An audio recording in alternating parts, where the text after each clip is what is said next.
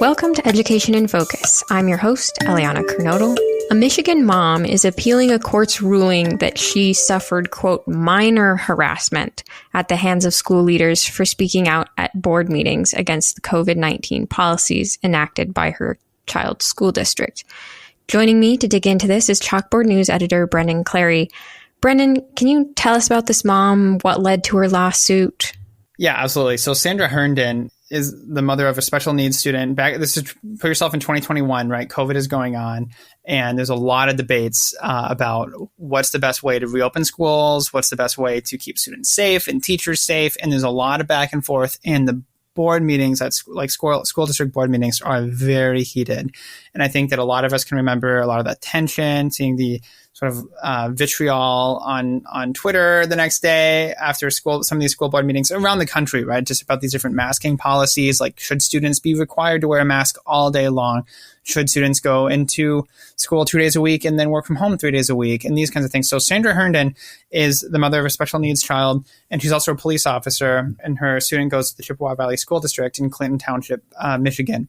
And essentially, she was vocal about her opposition to a lot of the school's safety protocols in response to COVID-19. When the school said, we want to have this hybrid partly remote learning system and different things like that. She was fighting for her child and fighting for his, ability to be in school and to be with his friends. So that's kind of the background, right? That she's very vocal. She's sending emails as well to school board members. But then the lawsuit alleges that those school leaders took her emails and sent them to her supervisors at the police department. She's a police officer.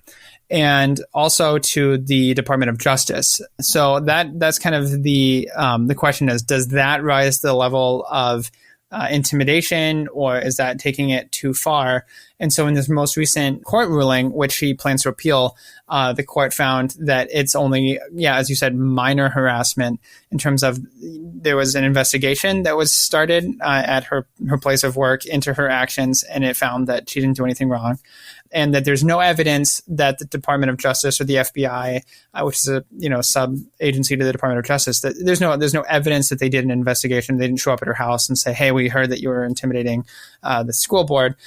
So there wasn't clear evidence like that. But she's planning on appealing this because she said, harassment is harassment, and that's a quote from Herndon there. The parents know what's best for their education, yet this decision undermines our ability to advocate for our children and their education. Essentially, anything that is from the government that would try to get you to be quiet or to be silenced is not good. So I think I'm paraphrasing there, but essentially, she said she is going to, quote, continue fighting to ensure that no other parent faces intimidation or retaliation for simply advocating for their child. So again, that's a quote from her. So what were kind of the allegations that these leaders were making when they sent these emails? Yeah. So in the school district said that she at one point compared the board's actions to those of Nazi Germany.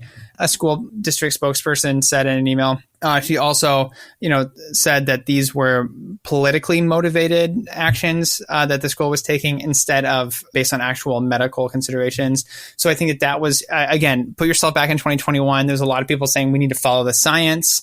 And then a lot of people pushing back on that and saying the science says we don't need to wear masks, that students are not getting hurt as much, and that we need to open the schools. And then you had, a lot of pushback. And so a lot of that has continued to be litigated online, on Twitter, that kind of thing. So not extremely helpful, but, going back and forth, just like it was back in 2021 with this tension, right, of what is the best thing for students and what's the best thing for staff, and trying to balance, safety and the unknown and all this other kind of stuff. But again, heated emails, heated exchanges, and at one point sent an email to the school board basically highlighting a recent court decision that said that a school board couldn't shut down a member of the public who was trying to speak. And so she sent that over.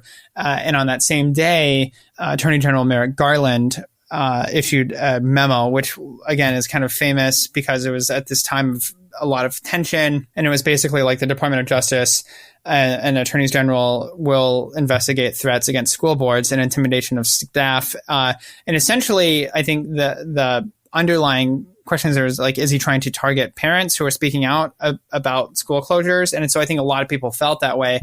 And so then a school board member responded essentially to that memo with her emails and said, like, we need you to curb this behavior, and was asking the Department of Justice to do that. So this is just a fantastic look at some of the tensions that were going on there, and then some of the back and forth between, parents who are very concerned and school board members who are trying to maybe err on the side of safety. So again, like it's a very complicated thing, but I think you have to put yourself back in 2021 and realize that if her rights were violated then, we're just because we're getting to them now in the court system doesn't mean that it's not important to talk about, right? Yeah, and that's something that someone brought up, kind of dismissing this, was saying people have moved on. Yeah, the school district said, a spokeswoman said that essentially, the people who are being sued, Elizabeth Pyden and Frank Bednard, the board members in the lawsuit, they're no longer serving there, and Herndon's actually moved out of the district. But I think that, that's Herndon's point of view, is that she's going to continue to try to fight this and fight this idea that, she was harassed for what she was saying at these school board meetings that are open to the public. Yeah, so even though circumstances have changed, that doesn't necessarily change the facts of the case at the time. Yeah, absolutely. And again, it's also ties it back to, I think, that broader question of sort of that animosity in 2021 of these parents who felt maybe powerless and that they had to advocate for their children, and they were seeing the harms that being home away from their friends was doing, and they're looking at the science coming in and seeing okay, kids actually are not getting sick at the same rate that adults are. And that's something that we've seen a lot of. The research that we've seen since the pandemic has, was officially ended, since kids were back in school, is that they're behind. They're in some cases, almost a complete school year behind. And that it's going to take a huge toll. And economists even found that it could cost as much as $70,000 over the life, in lifetime earnings. So if you kind of break it into how far can you go with what you've got at school, if that affects what you can make in a lifetime, essentially, then it could even be as much as $70,000 per student in terms of that learning loss, right? So these are catastrophic, and I've talked to researchers who've called it COVID credentials, students who graduated during that time, they did not learn as much as their pre-pandemic peers. That's just something that we know. So I think that that's another aspect of this, is that it has hurt that. And so you can see in the research and in the data and the test scores that, learning online was not the same as learning in person. And that's, something to maybe think about as well. Well, Brendan, thank you for your insights on this story. Listeners can keep up with this story and more at chalkboardnews.com.